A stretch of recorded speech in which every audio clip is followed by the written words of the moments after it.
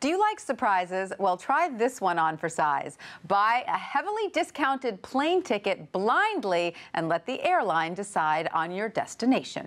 Does that sound exciting or terrifying? Well, it may not be for everyone, but as WSJ's middle seat columnist Scott McCartney is here to tell us, blind bookings can be a win-win for airlines and travelers. Right, Scott?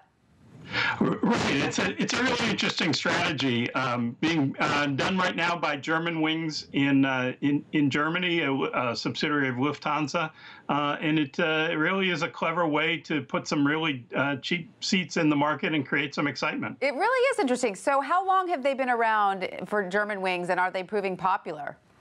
The Germanwings has actually been doing this for several years now, and it is popular. It's apparently particularly popular with expats living in Germany, American military folks, and others. And it's pretty simple. You pick a category. So you want to go to an urban place, a metropolis. You want to go to sun and beach. You're interested in shopping. You're interested in partying. There are 7 different categories. And within each category, a whole bunch of destinations that are possible. The tickets are 33 euros. That's about $37 each way. Wow. So round trip, 75 bucks. For sun and beach, it's a little bit more. It's 50 euros, so $56 each way. Really cheap prices and prices you wouldn't see elsewhere. Absolutely. And can you block out certain cities if you've already been certain places and you don't want to repeat those travels? Yeah, you can pay €5 and block out a number of cities. You have to leave at least 3 in the category that you want, so there is some chance to it. And you don't want to block out a whole lot of cities. You end up paying basically a regular fare. The idea is really to create some suspense, and people who do it say it's really kind of fun when you get the confirmation. You know, it's kind of like opening the envelope to see who won the award. Where are we going this weekend?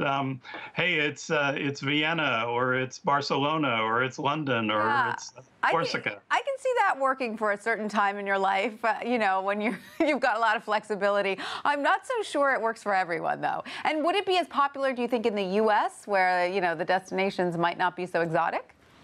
Yeah, I think there is an element to it that would be popular. It would really depend on how an airline picked the possible destinations. Sure. So you know, if your chances is going to Des Moines or Sioux City, that might not be real appealing to people. If it's, you know, Los Angeles or San Francisco or Miami or wherever.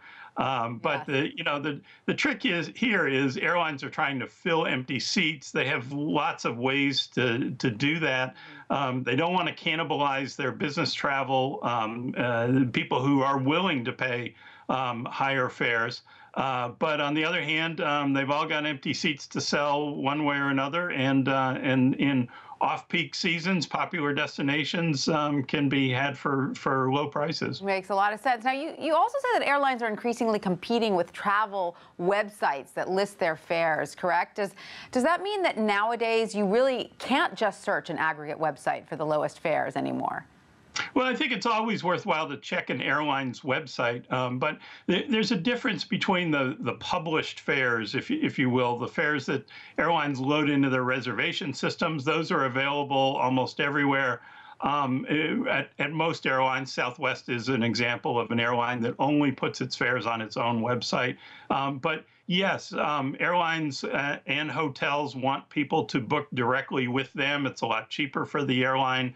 So they're trying to find ways to get people to, out of habit, search their website as opposed to going to comparison sites, things like that. And one of the advantages to them is they can offer you deals that they wouldn't have to publish elsewhere. Sometimes it's through promo codes, sometimes it's through email offers, special deals that they don't want their competitors to match. They don't want business travelers or others to take advantage of.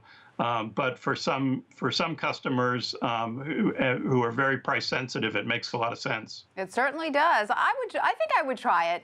I'm not sure. I'd have to think about it, but it does sound like it could be exciting. Thank you so much, Scott, for that.